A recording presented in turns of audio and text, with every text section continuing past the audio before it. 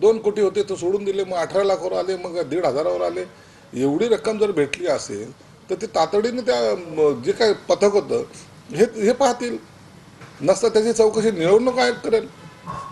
परंतु हे fake narrative फक्त पसरवायचा, त्यांचा पराभव हा निश्चित आहे म्हणून त्यांनी हे असे प्रकार ते करतायत. मतदान कार्ड, आधार कार्ड तुम्ही जमा करून घेताय, बोटाला शाही लावताय, मुस्लिम समाजातले लोक मतदानाला जाऊ नये याच्यासाठी तुमचा प्रयत्न आहे. मुस्लिम समाजाचे लोक यांना मतदान करणार नाही हे जेव्हा यांना कळालंय, त्यासाठीच हा त्यांचा खटाटोप आहे.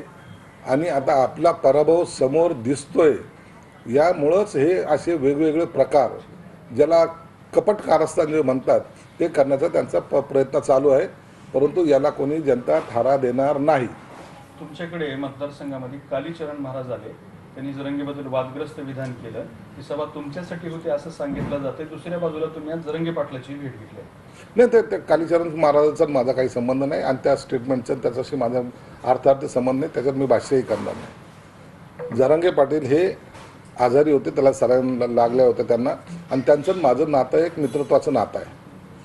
मला प्रचारामध्ये मी व्यस्त असल्यामुळं भेटू शकलो नाही, म्हणून आज जाऊन त्याची भेट घेतली. सदिच्छा भेट होती, चहा पाणी पिले, मस्त गप्पा मारल्या, इतर महाराष्ट्राच्या राजकारणावर बोललो आणि आम्ही आलो.